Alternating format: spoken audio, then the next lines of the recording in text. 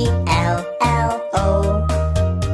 Hello, hello, hello. Halo adik-adik semua, selamat pagi dan selamat hari Minggu. Kita ketemu lagi nih di ibadah online Kega. Meskipun kita cuma di rumah aja, masih di rumah aja lebih tepatnya, dan belum bisa ketemu sama teman-teman, kita tetap harus mendengarkan firman Tuhan dimanapun dan kapanpun kita berada. Nah, sekarang pagi ini nih kakak punya air ini dan sponge. Sponge ini punya banyak banget pori-pori nih adik-adik.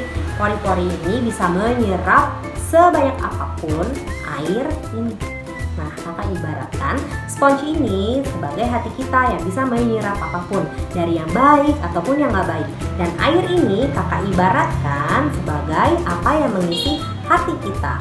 Nah, kalau misalkan nih adik-adik yang kita isi ini hati kita mencontek, kita lihat ya, kita tuang coba. Tuh, jadi hitam loh. Ini belum terlalu hitam banget. Kalau misalkan diisi lagi dengan marah-marah, tuh, makin hitam. Kalau misalkan diisi dengan maksa teman buat melakukan apa yang kita pengen, tuh, itu makin hitam kan. Terus misalkan kita nggak taat sama orang tua, lebih hitam lagi nih. Adik-adik, sekarang kita lihat yuk, kayak gimana sih contoh hati yang kotor, hitam, seperti spons yang tadi.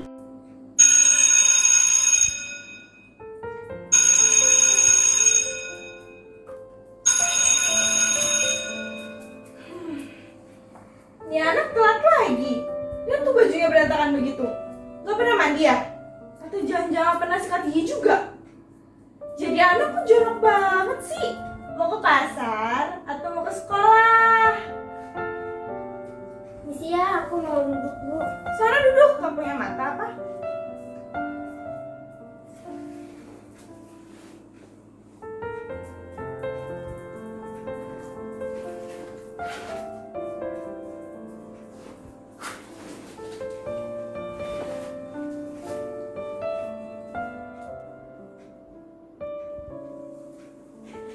Anak Mandi pinjam PR-nya dong. Gue kelupaan nih halaman terakhir. Sorry ya, aku nggak bisa pinjemin, itu kan berarti mencontek. Halah, gak usah sosici deh lu. Mana PR-nya?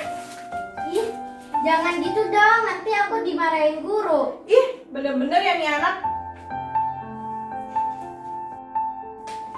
Selamat pagi anak-anak. Awas ya lu, lihat nanti pas jam istirahat.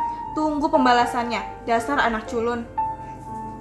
Nah adik-adik, kakak J tadi menggambarkan seperti sponge ini. Ketika menyerap air hitam ini, ketika diperas atau dalam keadaan terjepit tuh, kayak cerita kakak J yang belum bikin PR dan dia milih untuk nyontek dan maksa teman-temannya. Lihat ini. Yang keluar pun tetap air hitam. Sama nih seperti hati kita. Wah, apakah itu hal yang baik? Ayo, coba dijawab. Nah, sekarang kita lihat yuk pengalaman dan kesaksian kakak Aurel. Shalom teman-teman. Hari Minggu ini aku pengen bersaksi tentang aku dibully di sekolah. Aku sering banget dibully. Seperti ini. Bodoh, caper, gak suka ngerjain PR, dan lain-lain. Aku kalau udah dibilang begitu, aku balas lagi. Terus ada guru aku bilang, udah jangan berantem, baikan lagi. Ya udah, aku baikan. Terus pulangnya aku berdoa, Tuhan, kok sekarang aku jadi membuli orang? Aku mau taat padamu Tuhan. Terus besoknya lagi aku dibully lagi sama temen aku yang lain. Ada roh yang bisikin aku, Aurel sabar aja, nanti Tuhan yang akan membalasnya. Ya udah, aku sabar-sabar aja. Wah, luar biasa adik-adik. Tadi sudah dengarkan kesaksian dari Aurel, bagaimana dia menghadapi bully teman-temannya, ya.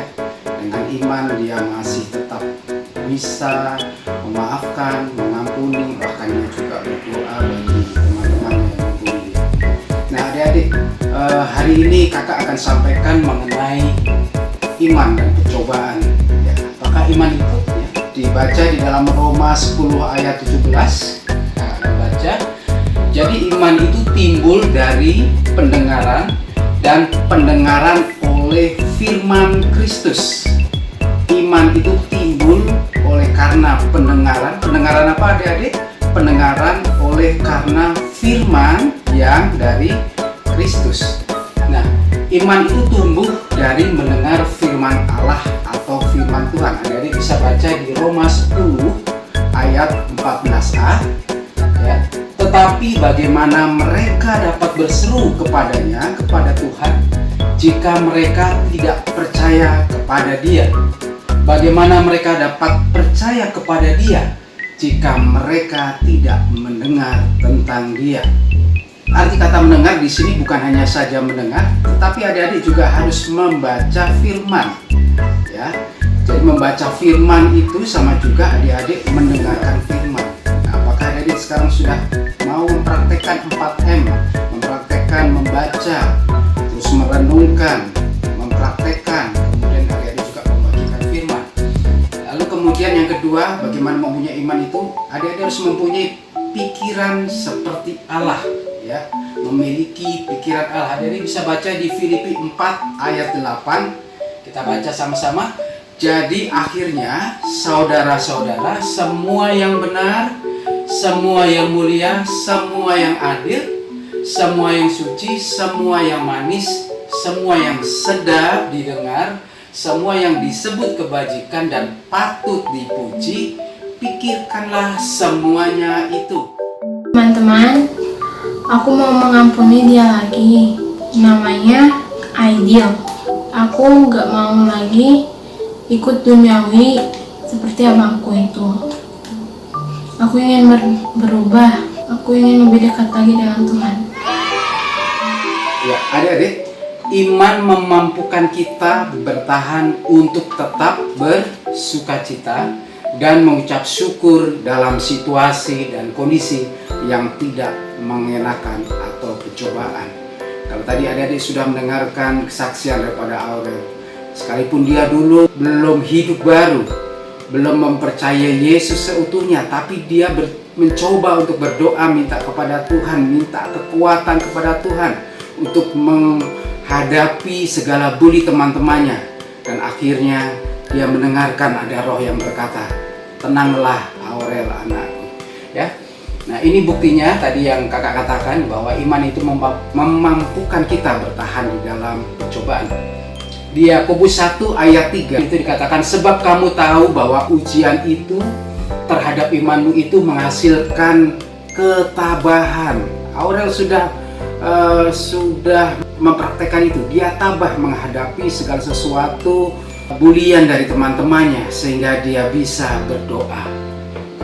Adik-adik, ini yang bisa kakak sampaikan kepada adik semua di minggu ini, bahwa dengan iman adik-adik bisa menghadapi segala pencobaan, segala ujian yang ada dengan sukacita dan tetap mengucap syukur. Tuhan Yesus memberkati kita semua. Amin.